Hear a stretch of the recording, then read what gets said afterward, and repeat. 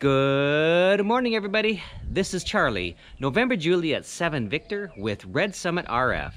Today I am continuing my series on portable Morse code paddles. Welcome back to those of you who have been following along on this series, and if you're new to the channel, I hope that you find these videos helpful.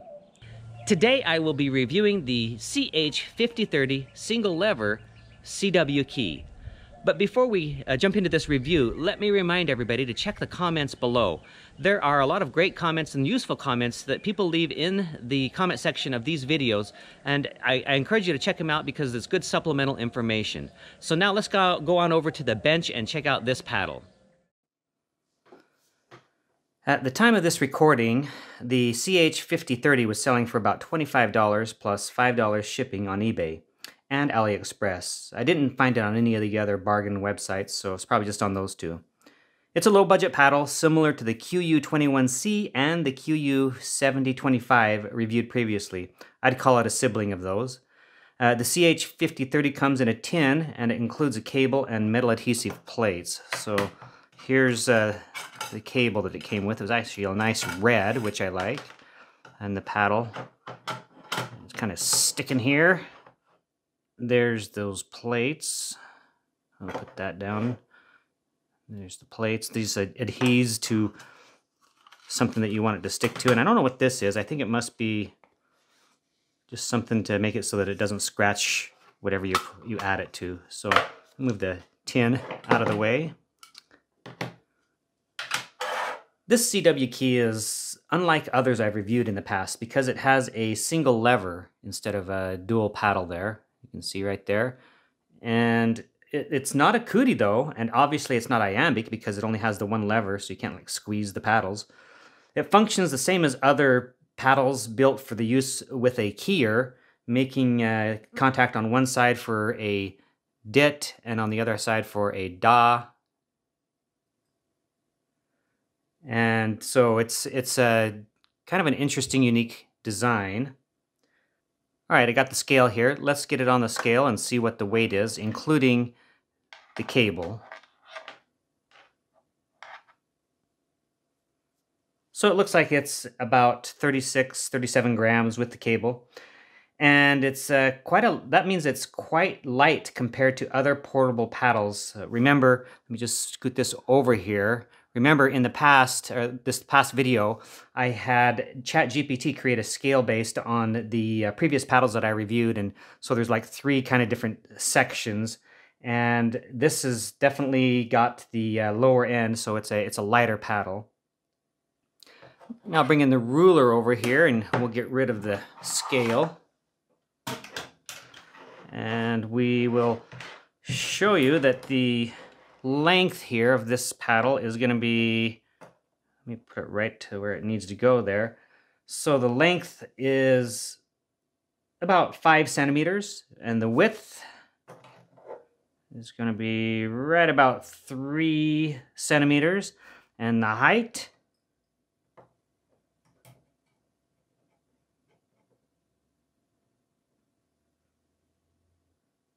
is about 2.5 centimeters. To make adjustments to this lever contact spacing, you work with these 2 thumb screws here on either side.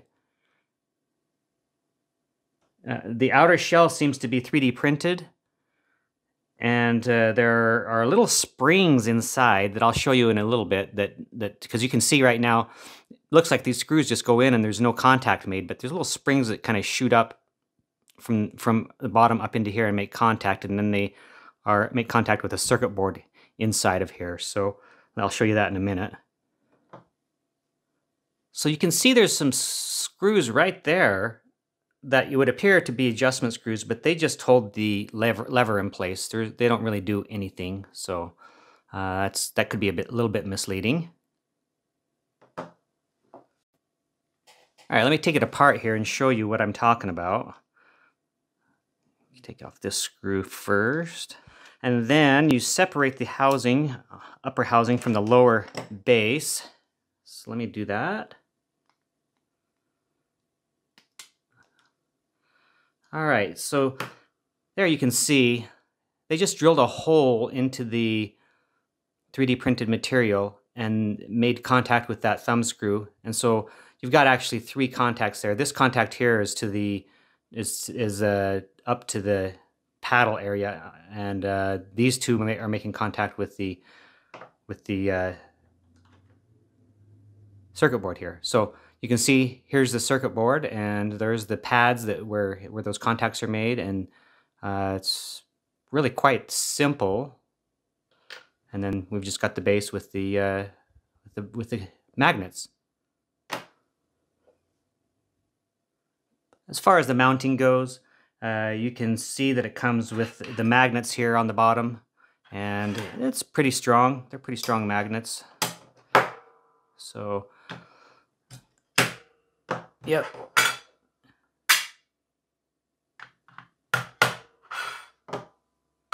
As far as the agility goes with this thing, I was actually really pleased and quite surprised how well I could send with this and how few mistakes I made using this when I was in the field. Of course, it does come with a 2.5 millimeter jack in the back. You kind of saw that when I took it apart. And it does come with this 3.5 millimeter cable that you use to plug into the paddle here. This key can be purchased on eBay or AliExpress, as I mentioned. It's a budget key, and I don't find it on any of the other platforms. It came in about 2 weeks, so although everybody knows that shipping from China can vary widely, but for me it was 2 weeks.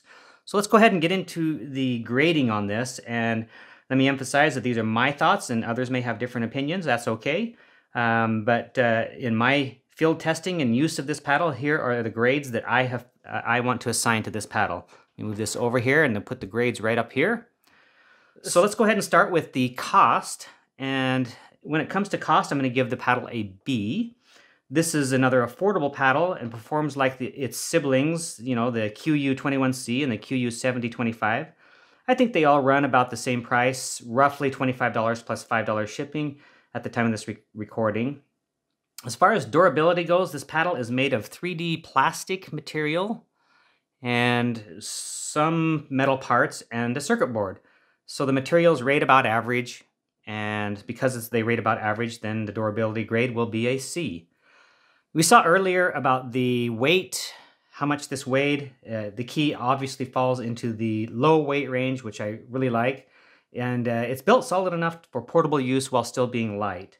So a weight grade is A.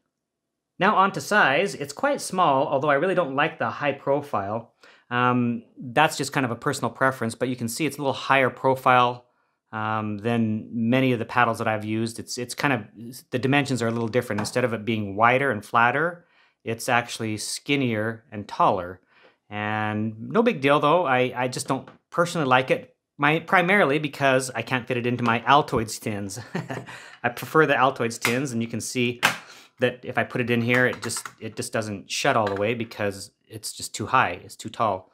But I am so happy that the manufacturer sent it in a high-profile tin, so I can put it in here and protect it when I'm packing, hiking and backpacking.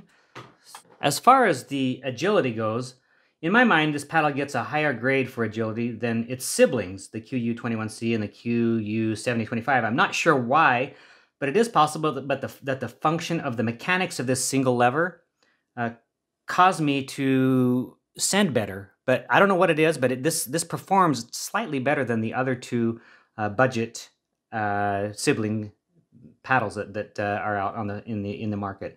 As far as customer service goes, it's going to be a D. Customer service will return. Customer service is either going to be a return or a reorder. If you have problems, you don't really expect or can't expect to find a good contact from a manufacturer to help you with anything. So it's going to be a D. As far as the enclosure goes, it's a fail. I mean, you can see right here, it's wide open. There's no enclosure really.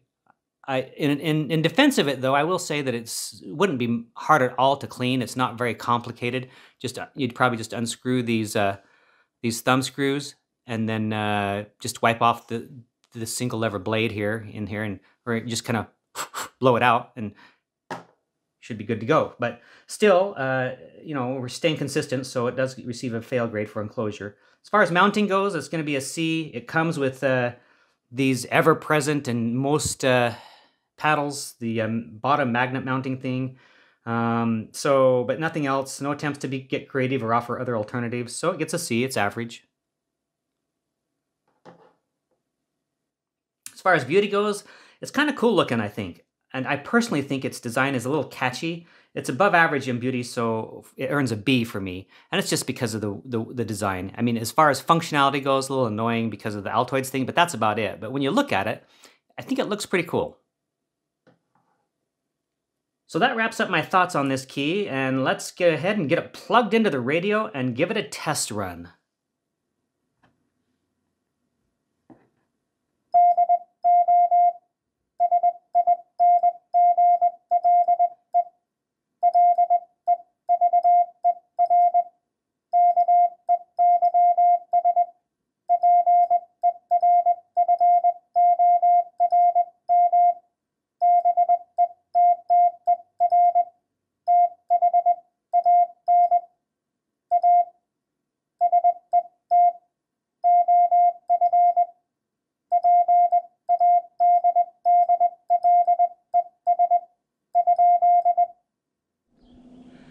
Okay, that is the CH-5030 single lever CW key.